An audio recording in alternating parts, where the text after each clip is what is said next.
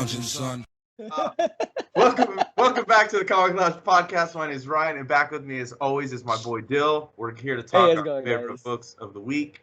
4 books this week. We didn't overwhelm ourselves. We actually read the books that we set out to read. We didn't have to drop any books. Infinite Frontier number 4. We're continuing. We're nearing the end of that series. Batman 89 number 1. Defenders number 1. And then, of course, Hardware number 1, the last in the initial launches for the new milestone and the return. So before we, get into all those other books, we're gonna, catch up on Infinite Frontier. I'll let you lead, Dill. Infinite Frontier. I mean, not much really to say. Like, they're just further deep diving into what's going on. Now they're questioning the same things we're questioning, like what's the deal with Thomas Wayne, right? Some crazy plot twists happen here. I'm not gonna ruin it for anybody. Yeah. But there is a traitor in their midst, and it's someone you wouldn't expect all of a sudden out of nowhere. I didn't expect it at all. I didn't fucking expect that it. last page. I was like, oh, like, yo, yeah. Bro, like, damn. Yeah. Right, but it also makes sense though. Like, their reasoning makes sense. Like, yeah. I'm not gonna get into it. There's a couple plot twists in here. A lot of betrayal that happens in here. Multiple, yeah. Multiple betrayals. I like that page spread with Bones and Chase. Bones and Chase, yeah. where it's a 2-page spread, and they show like multiple people from different parts of the multiverse. So it's like it's 4 different Supermen. Yeah, it's like 4 different Supermen. Huh? Do you feel like that was like maybe there's some clues in there? I started poring over it because I'm like, is there something in here that maybe is important? Maybe it's just me thinking that it is, but I feel usually like when they do these kind of plot devices, right? Like I think Tim Sheridan did it in Teen Titans Academy with the Corkboard, who was Red X. I feel like there's something in there that there's a red herring, and then there's maybe something that's a clue to actually the identity, right? And it can mean anything because you got to consider the people in the picture, right? Like, you literally have the Anti-Monitor, you have Dr. Manhattan, you have Superman Prime, you have some heavy hitters here, but as well, like, also you have Parallax, freaking Hal Jordan. Hal Jordan, yeah, like there's a lot of heavy hitters here, but also like that could also be used as a diversion device too. You know what I mean? Because who knows? Like, I know, but we have all the villains of major events. Yeah. Like that is something also, right? We have Pandora, which was like after Flashpoint, she was the one with the guns and whatever. She was tied in with the Phantom Stranger, the Trinity, the Trinity War. The fact that Dr. Manhattan is there, a little odd, right? But I mean that's Doomsday Clock, obviously. We have the Batman Who Laughs, we have the Anti-Monitor, we have Extant from 0 Hour. Crisis, every single crisis and or major event is there, along with the major eras of the Trinity, right? So I don't know. I thought it was really cool to see. I like that you pointed that out. And then another thing, that's one of my favorite panels. Like I thought that shit was cool. My favorite panel was Jade and Roy hugging. Because I love Jade a lot. I mean, she was always like one of the characters. Growing up, because she was in a relationship with Kyle Rayner, and that Green Lantern series, she was a major factor in that run, and I was always kind of upset when they fucking kind of got rid of her and she was pushed to the sidelines. I thought that her and Kyle was the best version of Kyle, in my opinion, when they were together. And so seeing that embrace and seeing Damage and Atom Smasher and these JSA characters who the JSA, one of my favorite superhero teams, one of my favorite series in comic books of all time.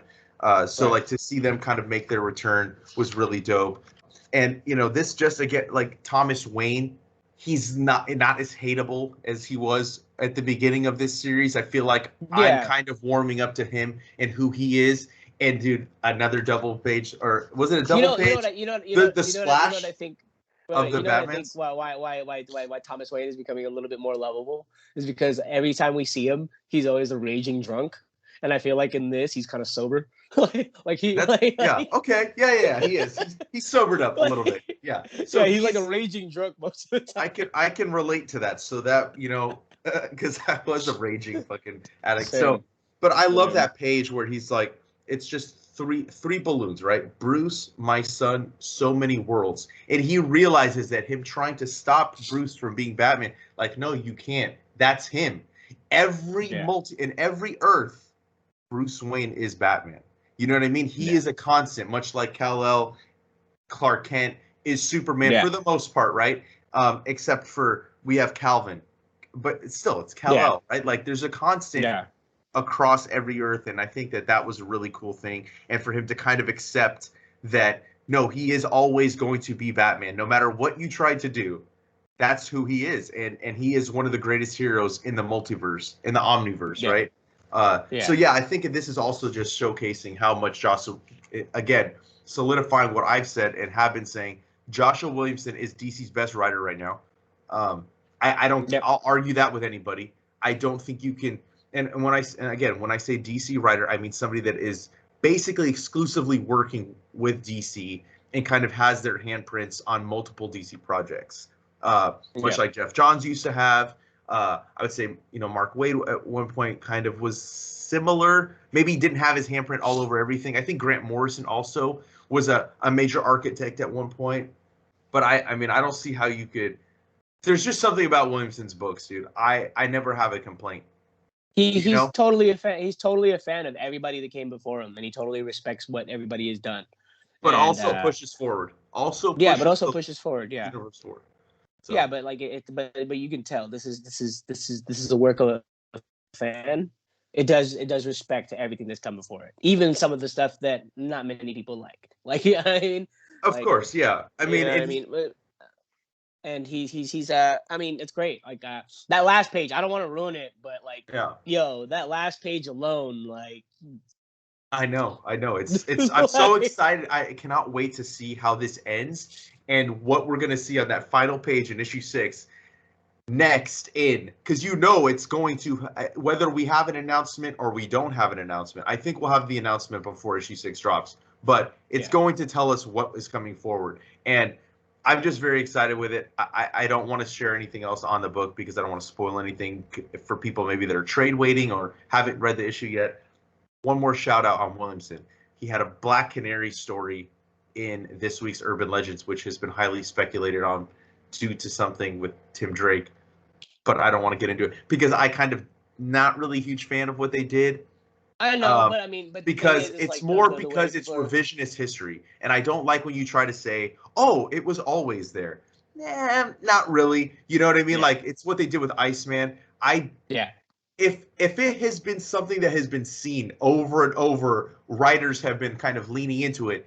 That's fine if there's a history there. But for you to say that, oh well, it was always kind of there. Well, no, it wasn't really always there. But I'm more for creating new characters instead of trying to change histories of characters that have been around for decades.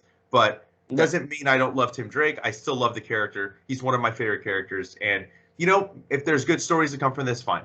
Whatever. But that's besides the point. Anyways, the Black Canary story, Williamson killed it. And he's doing Deathstroke Inc. I've talked about that, so I cannot it's kind of a prequel to that series, and I can't wait. I can't wait for that book. But yeah, Infinite Frontier was dope.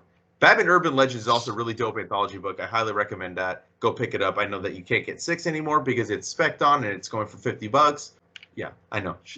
Head shake. Anyways, fucking ridiculous. Well, let's everybody's having a conniption. I know. Let's talk about another book that for some reason we sold out of. Just because it was under us too. It was under ordered. I think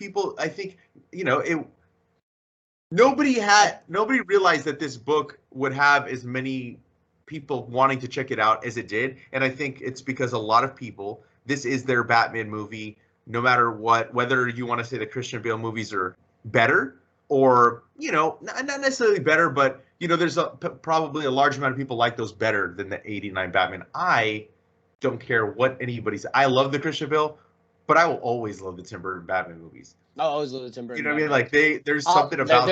At least they're not the Joe Schumacher Batmans. Yeah, those just shouldn't even exist. You know what I mean? Like, we'll erase that. They don't count.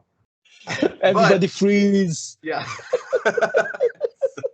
I know. Everybody chill. It's really just that one that I cannot stand. I can get down with Batman Forever. Batman Forever was actually pretty good. Like that regardless one was. Of what anybody says, Batman Forever was really good. Yeah, and I liked Val Kilmer as Bruce Wayne and Batman. And my only gripe with Val Kilmer as Batman was his hair color. Like, bro, Val Kilmer, you have blonde hair, bud. Like, yeah, that was. I mean, but then you had George Clooney with his salt and pepper. Get the fuck with your bat nipples, bro. Anyways, I don't want to get into bat nipples. Batman '89, and I don't even think I really realized this until I was a few pages in that Batman's been around for a few years. So this is also post Batman Returns. I'm assuming. I'm assuming post Batman Returns too, because in the Easter egg page when they splashed in the Halloween stuff, there's a little kid dressed up as the Penguin. Okay, yeah, you know what? I didn't even notice that, but the reason I figured out is because Bruce Wayne's temples are gray. Yeah. You know what I mean? So this obviously he's been around for a while. We have Billy D. Williams, his version of Harvey Dent. 45. Yeah. His version of Harvey Dent, who we never got to see as Two-Face. Obviously, I think that's being teased that we're going to see it. Marlon Wayans was originally going to be Robin. We're going to see that version of Robin in here. Marlon Wayans? Yeah, right? He was? Yeah. I didn't fucking know. What? Okay, dude, you got some reading to do. Go look at the plots for what was going to happen for a third Batman movie by Tim Burton. Marlon Wayans was at one point or another going to be Robin. Yeah. That's why. Look, if you look at the it doesn't show it in here. No. I've seen design pages. I've seen the design pages. Yeah. And I saw that Robin was, African American. And I was like, okay, that's cool, whatever. Like, let's go. This is Tim Burton. Well, I'm down, let's go. But then I had no idea it was gonna be Marlon though. Yeah. So that Robin I'm assuming is gonna be in here. We're gonna see Two-Face. So for me, this first issue, I love how the Two-Face design kind of looks like Beetlejuice. Like half his suit looks like a Beetlejuice suit. Did you notice that? Who? No. And the character design for Two-Face, because they show Harvey Dent in regular, but then they show Two-Face's design. Yeah, his suit is pinstriped like like fucking Beetlejuice. Like Beetlejuice, yeah. So this issue, I don't know. I was kind of hoping for more. Let me read the credits too. Sam Hamm was the writer, Joe Quinones is the artist, and Leonardo Ito is the colorist, Clinton Cowles letter.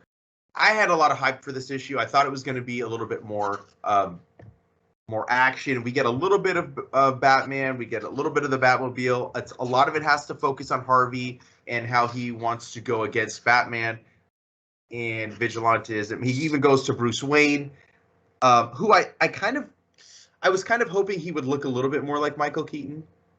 At moments he does kind of, but then he doesn't. So if you're going to lean into a comic book that's based on a specific movie or show, you have to illustrate it a little bit more like the characters, right? Like Billy D. Williams at times looks like him, but doesn't really. The guy that I forgot the name of the actor that played Alfred, but at times it looks like him.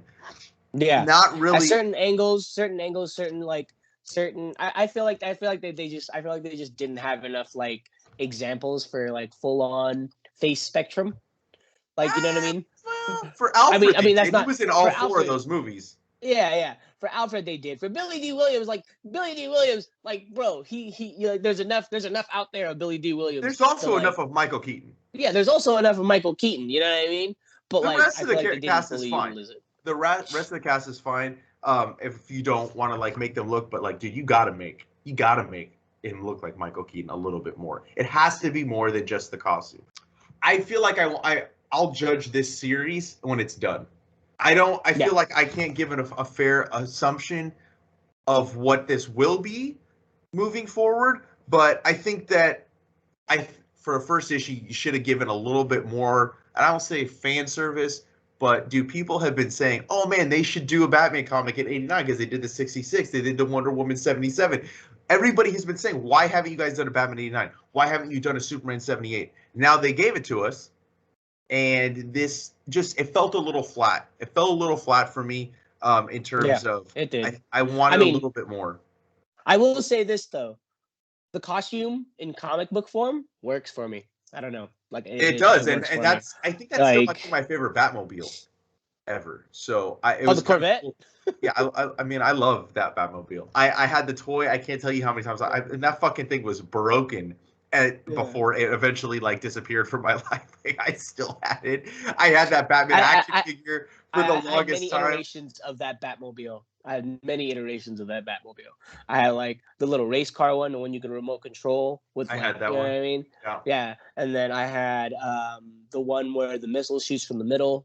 And then the side, the wings, you pull down the wings and then they pop up and missiles fly out. Yep. Like, yeah, I had a lot of those. I had all the McDonald's toys. The fucking. Yeah. Do you remember the Batman Returns ones where if you pressed on Batman's head, he was in like that little like boat or whatever, or was it a boat? I don't know what it was. But you push his head and it just like, shoots off. Like I had all that shit. So I think that even if it wasn't precious to me, that Batman like era, right, or those Batman movies, I think that still like. To get people excited, I just need a little bit more. I just need a little bit more to get me a little bit less face time with Harvey Dent and his whole like talking to Barbara. Like, why are we getting too much of this?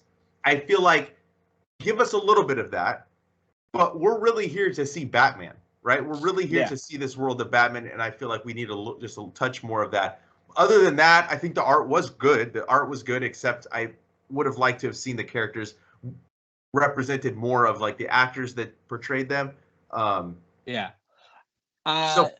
it's kind of like borderline 8 for me for the book. No, honestly, I you're right. I really did expect more. I expected off the wall Tim Burton isms all over the place. Yeah. And like weird ass gadgets and like just real kooky shit. That's like, you know what I mean? I expected them to go full on Tim Burton here, and I mean, I'm talking weird. I'm talking about real weird. I mean, think about it. Only Tim Burton will strap a bunch of rockets to the back of penguins and weaponize them.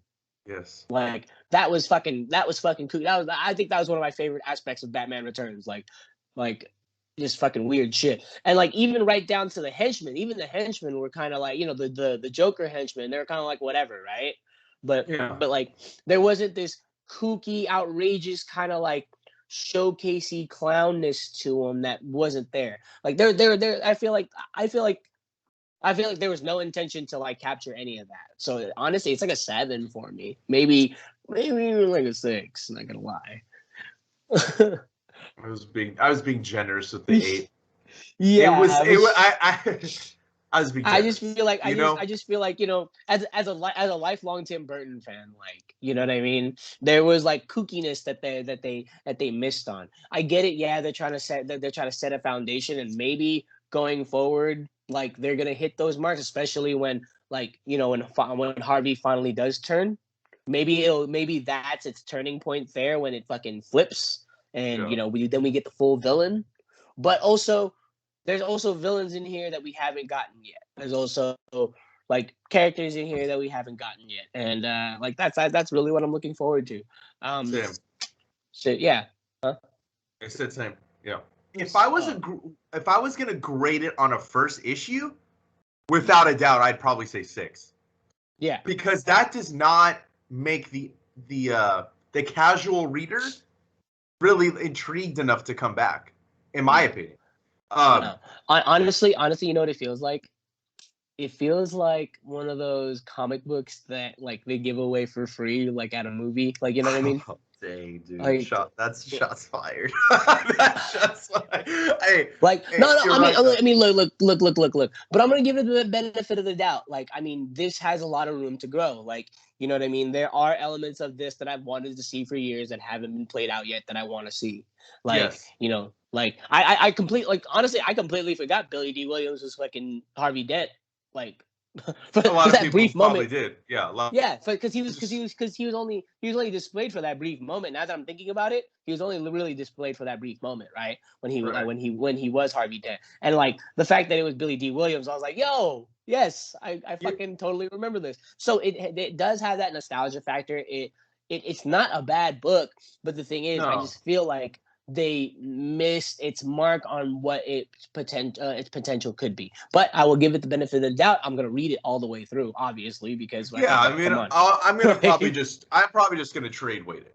To be honest with you, I'm probably just gonna wait for the trade to come out because I don't know. Like, I don't think I would mind spending the money to buy the trade, but I don't know that I want to get it every month necessarily. Right. It doesn't feel like they took Tim Burton's script for what could have been the third and are doing it. It feels like they took like maybe ideas that have been around on the net, right? Like on the internet of, oh, this person was going to be this. Oh, eventually, like his plan was to make him Two-Face. Like they took that, but now imagine if they adapted a fucking plot or script from what Tim Burton wanted to do. Now that would have been really fucking cool. And I think that in the back of my mind, I was always thinking that's what it was, what they were going to do. And it's clear that they're not. Again, I don't think it's a bad book, but I'll grade it when it's done. Maybe we'll do like an episode where we go over the whole trade or something when it's done and kind of give overall thoughts. Because I don't even want to grade it for this. I want to grade it as a first issue, take out, all that. I don't think that I don't think it stuck the landing in terms of like, oh man, I can't wait for next month's issue. And I'm wondering if people will drop it off their pull and kind of be like, nah, I'll wait and see now. I'll see what's gonna happen moving forward. Doesn't mean I don't want to like find out what's next. I, as a Batman fan, fan of this Batman, I want to see what's next. But I'll tell you what did stick the landing for me for first issue was Defenders. Al Ewing, Javier Rodriguez. I love that it says storytellers. I always like when they do that. When they don't like say, oh, it's writer artist, right? Like this makes it feel like it's more of a true collaboration in terms of what the story is being presented to us, right? And Alvaro Lopez is on inks. Joe Caramagna is on letters. This, I feel like I'm missing information, but it doesn't take away from the book. Now, I never read Ultimates by Al Ewing. Nick has constantly told me how great that series is. And it talks about the different iterations of our universe, the Marvel universe. Kind of like what Hickman has done with X-Men, right? Like there's the eighth, all that stuff. I don't want to get into it because that's a lot of information. But it talks about the seventh, I believe the seventh iteration ends and we're in the eighth, right? Is that what it says it in here too, I think. The eighth cosmos. Yeah. So, but that happened in Ultimates, and that's why it's called Ultimates Squared or whatever. It's because there's 8 sides to a cube, right? Yeah. It's really crazy. Yeah, I know. I kind of want to read it now, like more so than I did before, because like I feel like it would kind of add to like what I'm getting here. The Masked Rider was in Marvel 1000. That was a character that Al Ewing wrote that was kind of the continuously told over in between the other stories that we got in that issue. Right. So, and I've always loved the Defenders, the OG Defenders, Hulk, Namor, Silver Surfer, and Doctor Strange, because it's just such a weird collection of a team. Yeah. But it worked. It worked in terms of story for me.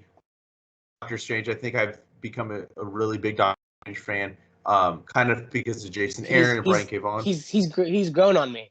Same. Doctor Strange has grown on me.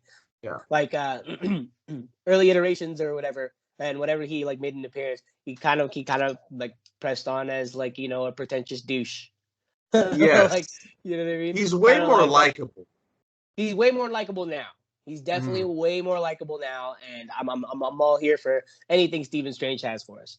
Yeah. So, and with his coming death happening soon, like I don't know if this is going to be a part of that, if it's going to lead to that. Like this is I try to get as much Doctor Strange as I can, so I'm here for it. Yeah, I mean, I think that at first glance, this like as I was reading it, I'm like, what the fuck is happening? I was like, I'm like, what is going on? But it is such a visually beautiful book to look at. Like yes, he fucking, it's like he pulls from Mike Allred, he's pulling from Kirby and mixing it with his own style. Just the visual aspect of this book alone is worth the price of admission. You know what I mean? Yeah. Like, honestly, it's so good. Honestly, you're right. Allred, Kirby, but also I'm getting like hints of Trad Moore too. Trad Moore and from Silver Surfer what do you Black. call it? From Silver Surfer Black. Yeah, like yeah. the way the box structure is, just like the reading structure, how everything kind of flows in this weird kind of S shape throughout the entire thing. Like it's dope, dude. I love it. I visually, this is like one of the best. Like, I wouldn't say that because Sienkiewicz and freaking Dennis Cowan kind of killed it, but yeah. But this is like this is, if this is just the first issue, this is just only going to get crazier. Oh, dude, because the further they go into their journey, the further they're going to go into whatever world of mysticism that they're going to go into, and it's just going to get crazier. So this visually, hits all marks for me. I know, and I love how the team comes together. Like, it's Doctor Strange fucking with the tarot cards, right? And that's how he gets the team members, and he doesn't even know who it's gonna pick, right? So like, we get kind of a mix of old school with the new, right? Like, we don't have Namor, we don't have Hulk, but we do have Silver Surfer. We have the former Red She-Hulk, who's now the Red Harpy, Betty Banner, and then we have Cloud, which explains what happens to her, like in the Immortal Hulk series too. Yeah. Like, oh, that's what happened. Cool. I know, and I mean, and Al Ewing's writing both, so like it flows, it just feels right, and I like the team dynamic. Masked Rider, I like that we don't know who he is, and that his magic is so powerful that Doctor Strange can't even overcome it and can't peer behind, right? And he's like, how would he know that spell? That takes years to master, and he just did it like this. So there's like that mystery element that we have. I'm very intrigued by this book. I have no idea where it's gonna go. I like this like mishmash of characters on this team. Masked Rider, have no affinity for the character, but I'm down to kind of learn more. Cloud, I don't know, but I know is a callback from another character in the past. I saw that it's like Marvel's first gender fluid character. That's what they were calling Cloud, but I don't know that this is a first appearance either. So if this character's been around, it's, you know what I mean? Like, I don't know. I also like how it touches on the Iron Man story arc too. So this is kind of like, so you see, like, this is a very like involved. Because Korvac. Because Korvac, exactly. Because it's a very involved and very connected thing. And it's this is cool. Like, you know, it's like, holy crap! Like, now they're pulling from everything, right? Like, so I'm here for it. I mean, dude, it's touching on Marvel 1000. It's touching on Ultimates. It touches on the history of the Marvel Universe that Mark Waid did, right? With like Franklin Storm at the end, Galactus, all this stuff. And now we're, you know, going back in time. That final page, dude. Yeah, what the fuck is that? If that's not one of the most Kirby pages I've seen in comic books in the last 10 years, that is just a sight to behold. I mean, Javier Rodriguez, he is without a doubt pulling out everything from his artistic arsenal in this book. It is just, I can't get over his, like, I like Al Ewing as a writer. I love Al Ewing's writing. But my God, dude, if you took, and it's not a slight against it, but you could take the words out of this book and I would still buy this fucking issue. Yeah. You know, because it is just such a great fucking, visually, it's just amazing. I keep saying it, but I just love this fucking, I love the art in this book so much, and I am so here for this moving forward. Like, this is a book that like I've said, I don't add number ones to my pulls. I buy the number one first now, and then if it's good. If it's good, I'll trade with it. If I absolutely love it, it's going on the pull list. This is going on the pull list. It's only a 5-issue series, so you know, there's a lot that can happen in these 5 issues. I know that, you know, like I said, I think I've talked about Jed McKay's writing The Death of Doctor Strange. That's coming out soon. So how that's going to play into that, it'll be interesting. You know what I mean? It's definitely going to be interesting. and I just anytime you give me Silver Surfer too, it's I need it. I love Silver Surfer. He's not around as much as I'd like. No, he's not. And like I mean, I'm kind of glad like the way he's been utilized. I mean, like lately, like he's just kind of been like a secondary character because he's the all powerful fucking Silver Surfer, right? So like he shows up in Thor a little bit. He shows up during like King in Black. He had his own little mini like. And like the way they're utilizing him is I love it. It's perfect because it's like he is the bruiser without being the bruiser, right? Yeah. Right. And I love it. I love how I mean I wish they'd utilize him more. Like, I wouldn't mind him having an ongoing, but also the fact that he just shows up in these weird situations. Like, yes, totally. Of course. Why not throw the fucking Silver Surfer in that? I mean, I just feel like Silver Surfer, it's known that that's like one of Jack Kirby's favorite creations. Like he put everything into that character. He really made Silver Surfer who Silver Surfer was, past what like Stan Lee really wanted him to be. And I've read that and I've heard it on videos that I've watched online. I've read it in articles and interviews, and he should be utilized a little bit more than he is. I do think an ongoing would be cool. Now, I don't know what sales are. Maybe the sales aren't good, and that's why he doesn't have one. But he did in the 90s. He had a pretty long-running series. I think it hit over 100 issues.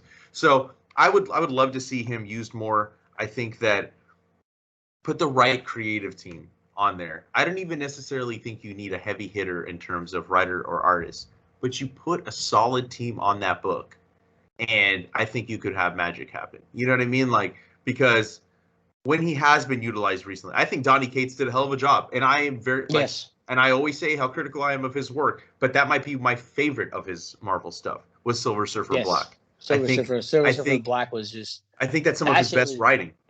That shit was beautiful. Like, I mean, I mean, it's poetic. It was, it was top notch shit, dude. Like that, what was it? 2019.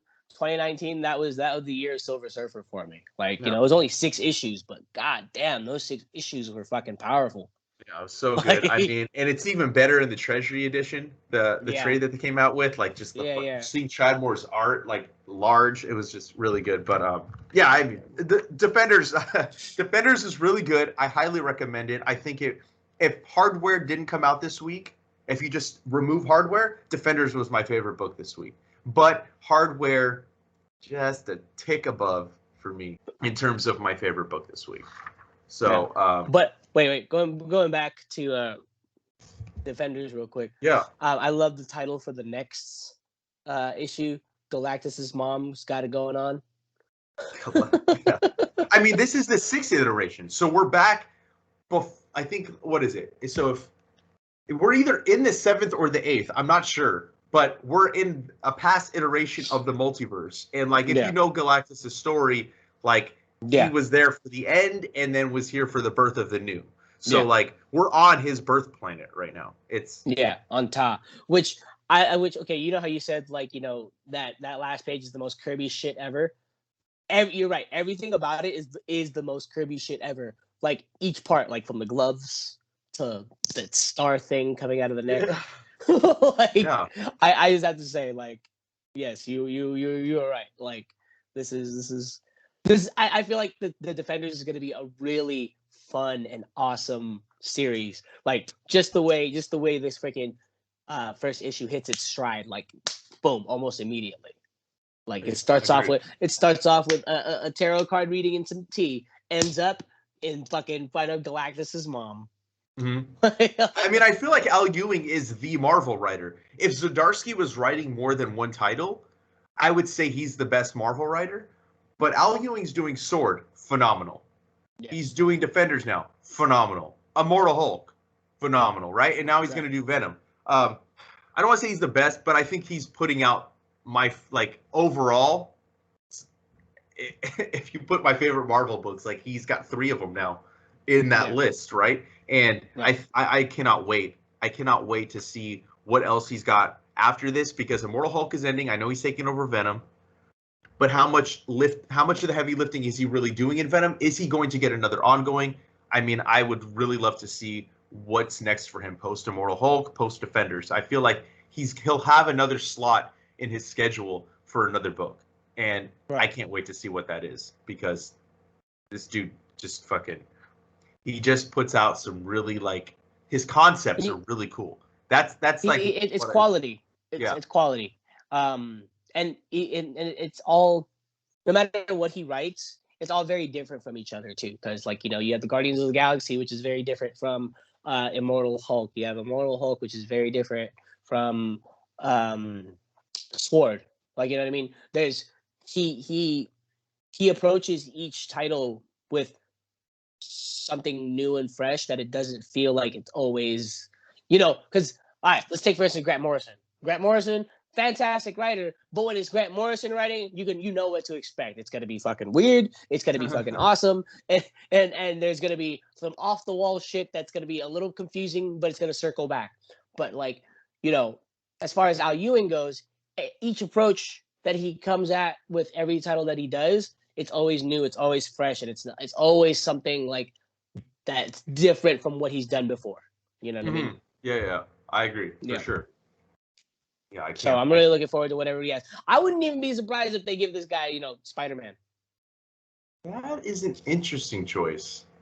It's an interesting choice, but I mean, I don't know. I think it'll work. I don't know. I think that, yeah, he would be like the choice that nobody would fucking think about. You're the first person that has even mentioned Al Ewing on Spider-Man. So it's an interesting choice for them to pick. I think it would be good. I mean, he would probably do something really different, right? Yeah. But I think the chances of him getting Spider-Man are slim. You know what I mean? Like, I don't feel like he'll get it. Like I mean, you know, like, who would have thought fucking Immortal Hulk would be, like, you know, like, you know, like at first solicitations of Immortal Hulk, it's like, oh, well, Bruce Banner's back, but, you know, he only comes out at night. It's like a monster story. But then it turned into this whole blossom of, like, everything that you could ever want in a Hulk story, right? Monsters and fucking split personalities and fucking all these fucking different iterations. It's just a fucking multi-layered green door colored onion that everybody loves, right? Like who's to say that he's not gonna take what, like, you know, I feel like Al Ewing can literally take the concepts of the Clone Saga and make me like it. I would love if somebody could do that. Right? Yeah. Like, you know, like, take one of the most... make me appreciate the Jackal. Like, make me appreciate Ben Reilly and, you know, fucking all these, you know, the clones, and fucking, yeah, make me appreciate that shit. Yeah, like, I think it's possible to do it. I think it's possible to take any story, no matter how campy or how hated, right? And, like, Morrison did it with Batman. He made some of those really fucking campy 60s stories, like, they're just fucking, those are dumb, and he made it really cool, you know? So exactly. I think there's the possibility for that, definitely. I mean, I think that I love Defenders. I mean, if Al Ewing doesn't do it, I'll do it. Okay, I'll do it. Yeah, we'll just make our own fucking. We'll just make our own, like, yeah. You know, take every element of the fucking Clone Saga that we all fucking hate, and fucking make it fucking awesome. Yeah, agreed. Something else that was really awesome that I've already kind of mentioned: Hardware. Hardware #1, the last of the 3 books that are, well, for now, that have been announced from Milestone, has finally come out. This one, I'm gonna say now, this was my favorite of the 3. I think. Yes. Yeah. No. I agree. Hardware, Static, and then Icon, Rocket. Icon and Rocket. Yeah. Yeah. Brandon Thomas, Dennis Cowan, Bill Sienkiewicz, and Chris Sotomayor. Just, oh my God, such a great fucking book. It, like, I as I was reading it, I'm like, dude, this is so dope. This is so fucking dope. We get a first issue that is not, it kind of retreads the first issue, but this to me felt more fresh as the first issue, recapping like what we saw before in the original Milestone #1 than before. You know, I like that. We get the backstory on Curtis. I love the fucking. I love how he because he's one of the smartest people. I think he might be the smartest, if not in the top two in the Milestone universe in terms of like how smart he is, and like we get the backstory of him and Alva kind of nurturing that and taking him under his wing and putting him through college. And it doesn't show it as much in this one, but he did it with ulterior motives because he wanted to use his brain to basically make money off of his work, right? And he kind of does in this one, but it's not exactly the same. He kind of alludes to it, but it's not as sinister as one would believe. Like, you know what I mean? Honestly, okay, we'll go and get into it. We'll go and continue. Yeah, and seeing that he's responsible for the Big Bang, right? This version of it, and he's being blamed for it, even though it wasn't his intention. At the Black Lives Matter movement, and I think that this is what encapsulates for me Milestone. Kind of, it's not heavy-handed in terms of trying. I don't think the other ones are heavy-handed. Like, don't get me wrong, but this one kind of. I don't even know how to describe it. It gives us more of the lack of parental guidance that he had, right? And growing up as not, I don't want to say in the hood, but growing up in a lower income family, right? And then being taken out of that, right? Underprivileged and being taken from that, and what he was able to do given opportunity, right? And now he's being turned on. And I think that also, I'll let you get more into some of the story, but I will have to say this is probably some of the best work I've ever seen Dennis Cowan and Bill Sienkiewicz do. And it is clear that they are just having so much fun with this fucking book because this is the most beautiful book. Nicholas Draper Ivey on Static was great. Doug Braithwaite on Icon of Rocket was great. But this is visually, I think this is my favorite. Yeah, no, visually this is my favorite. There's I don't know. This has that gritty 90s graphic novel feel to it. Yeah. Like, it's fucking gritty. It's raw. Like, explosions. I mean, their color choice, like, art-wise, this is another 10 out of 10 for me. Yeah. Like, sure. Easily another 10 out of 10 for me. And if you really want to get into it, this is like 20 pages literally of just fucking him versus a squad, it's a hardware versus a death squad. Mm-hmm. Like, really. It does touch on the past, but I like how it flips into Edwin Alva's perspective too. Because then I think it kind of alludes to the fact that Edwin Alva is kind of being tricked too. Right. Because, it kind of alludes that he's being tricked too, like, into thinking that it was Curtis's fault. So now it's like there's an exterior force that's pitting these two against each other. So that allows, like, for whatever's going to happen in the story next, I'm really looking forward to it because, like, there's an enemy behind the scenes that we don't know about yet that's going to reveal himself, like, you know what I mean, on some Sith Lord shit. That's going to be fucking awesome. It's going to be great. Yeah, and I think that he tries to, like, Alva, like, especially in the old one, always, like, it was like that he wanted to keep Curtis under his thumb. And it alludes to that again in this one, right? Like, this is all about getting his freedom and breaking free from the constraints that have been put on him, right? Like, he's going out on his own. And I think that I think Dennis had said that this has got more of an espionage type feel to it. And it does. And I think it will, because now he's on the run. So I think that Brandon Thomas was like the perfect choice to bring into Milestone. I think we love Brandon Thomas around here. We love Brandon Thomas. There's yet to be a book or story by Brandon Thomas where I was like, meh. Yeah, because he's awesome. He's a great writer, and he puts himself in here. And I think that I think much like he does with Spencer Dales in Excellence, I feel like he's putting a little bit of himself into Curtis. And I think that that's what kind of gives it that feel, that genuine feel. And the writing is just 10 out of 10. And you pair that with two fucking legends. I don't see how this isn't everybody's favorite of the 3 Milestone books. But I guess everybody likes different stuff. But I think that this is the full package. And I gave 10 out of 10s to the other ones also. But this one, it hits on every mark for me. I can't wait to see I can't wait to see what's next from this, because like I feel like this is going to diverge greatly from the first arc that we got in the original Hardware. And I think that like in the old one, right? Like just to kind of say like this is why it's about breaking out of the cage, right? Breaking out of cage is breaking free. Is there was a bird in a cage in the first issue of the original Hardware. And that would kind of symbolize Curtis breaking free from Alva and being his own man, right?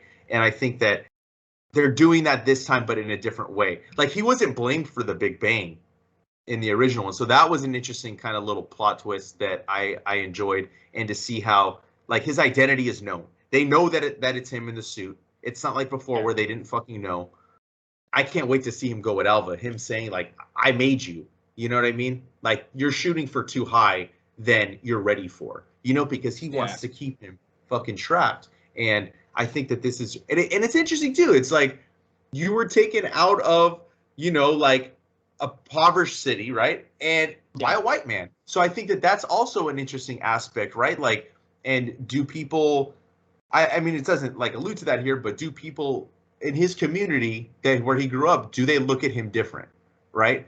Much like maybe Icon was looked at because, oh, he's a rich black man. Like, do people look at him like not whitewashed or like Uncle Tom, but like, is that going to play an element? I don't know if that's going to play an element too, but I feel like that could be something that maybe he did deal with, right? As he was coming up in this company and becoming wealthy and, you know, using his genius to kind of create all this stuff. I hope we get a little bit more background into how he created the suit in this, because we haven't got that yet. He's got the armor and that's it. You know what I mean? Like we're thrust into this world. I think that it didn't take away from the story. You don't need to know that. And I think that in and of itself is why I think this is one of the best first issues that I've read in a while. Like I put that at the top of the list, you know, much like Defenders, I think was a great first issue. I think that not every first issue can come out swinging and give you everything you need, but not give you everything. You know what I mean? Like leave you wanting more, leave you with questions in a good way. It was a lot of fun. That's one thing I could say about every single one of these milestone issues. They've been a lot of fun. And if you're not reading any of these milestone stuff, you're a fucking idiot. I'm sorry, you're not a fucking idiot, but you're missing out. You're fucking idiot. I'll say you're a fucking idiot. I'll say it. Yeah. You don't. Oh, so you guys don't like. If you're not reading, I guess you guys just don't like good comics. That's. Oh, so you just so you have bad taste, is what you're telling me. You just have bad taste. All right, cool. Yeah.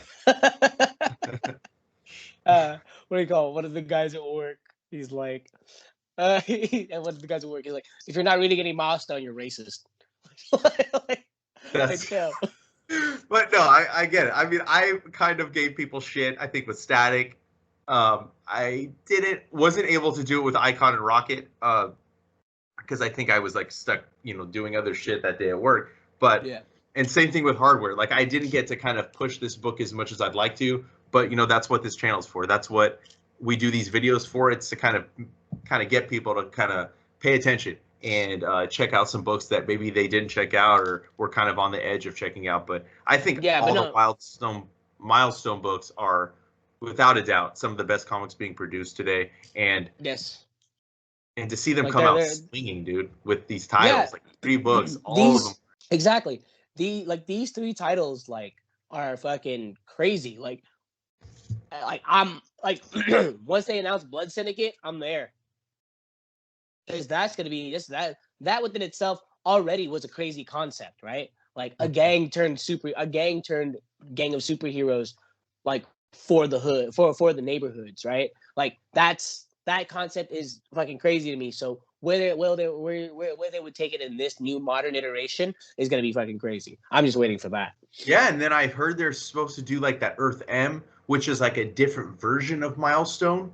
Right, with like some of the newer characters that they created. I don't know how that fits into these, but we also haven't heard any announcements of like what's the season ones, right? Like, are they in the works? I'm sure they have to have some plans. It's not like, oh, we're just gonna put these 3 books out and that's it. But I can't wait to hear about the announcements just for season 2s of these series, and then what other series are going to come out, because there was a ton of properties back in the day with, you know, really dope characters, and Blood Syndicate, I'm sure, is first up for them to get a book first, you know, like, and we got a tease of them in Icon and Rocket, I believe, right? And a little bit in Static. So I can't stress enough to anybody listening and watching, like, go pick up these milestone books so that we can continue to get more titles, because I mean, dude, the creatives on here are giving us some of their best work. Like, I seriously, like, this issue by Dennis Cowan, like, I liked him on Question, but my God, this was so fucking dope. And you know that he co-created this character, so you know he's having fucking a blast returning to the character and just like introducing him to new fans, and then reintroducing him to fans of the old stuff. So I can't stress enough how much I love the book and the line, and I can't wait to see what's next for this. What other creators they bring in to work on the characters. I think Kari Randolph needs to be given a book to do the interiors, not just the covers. If he can fit it Blood Syndicate. If he can fit it into his schedule, I mean, because Excellence has been on hiatus. I'm not sure what we're waiting on for that, Kari. But you know, whatever. I'll be here when it comes back. But dude, let's go, bro. I mean, all I'm seeing right now are fucking covers. I need some interiors by you. I'm fiending for it like a fucking drug addict. You know what I mean? Like, I need to see some Kari Randolph art.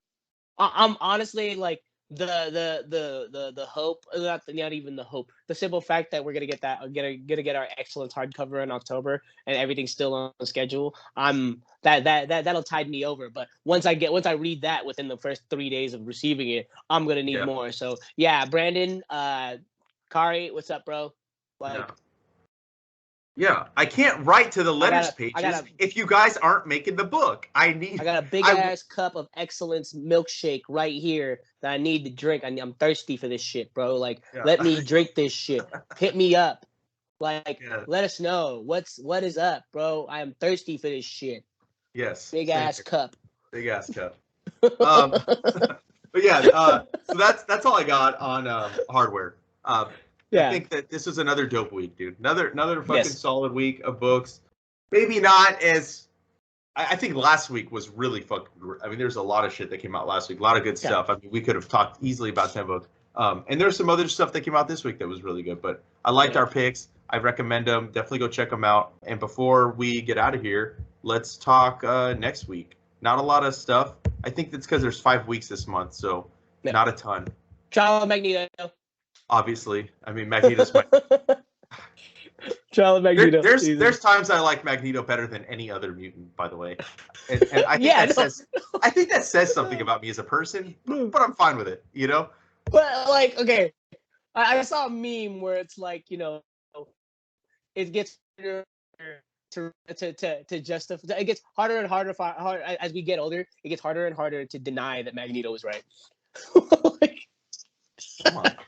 It's clear that he was right. Yeah. So, and then I was thinking, let's do Kang, the Conqueror. Yeah, let's do Kang. We could do Killer Queens, which is David Booher, the guy that does Kanto. It's his new book at Dark Horse. No, let's do the David Booher book. Okay. I'm down for David. Okay. What's it called? Killer Queens? Magneto, Kang, Killer Queens. Yeah. All right, cool. So it'll be a little small, shorter of an episode, but you know But it's okay because I feel like Free Comic Book Day is gonna kill both of us this year. And we'll talk and we'll briefly touch on our favorite Free Comic Book Day books. Yes, excellent, bro. Cool. We have such the lineup for our appearances at Arsenal. I know we have nobody. We're not doing signings because of the numbers rising. Oh yeah, because LA County, right? Yeah. So, oh, sorry. But yeah, we got Jerry Duggan. I know. I emailed him about doing an interview. He's like, "Yeah, hit me back in a couple of months." Just super slammed. I'm like, I get it. No worries. Yeah, it's cool. You know? We got Jerry Duggan. We got Larry Houston coming through. Alyssa Wong, Dr. Africa writer. We just got some cool people coming through. Alyssa Wong is actually one of our. I don't know if I should be saying this, but Alyssa Wong is one of our poll listers, and so is Larry. But like, you know, it's fucking cool. I'm really excited. but it's gonna suck because like Saturday is supposed to be my only day off, but I'm doing the free comic book day. See what I do for you guys for fucking comics. See what I do for this shit. I wake up by the way, I wake up at 6 every morning for you guys to do this fucking this shit. Exactly. So I hope you guys appreciate it, the people listening and watching. So yeah, goddammit. Like, yeah, you realize how much we have to read? Yeah. Do you realize sometimes we read shit that we don't even like?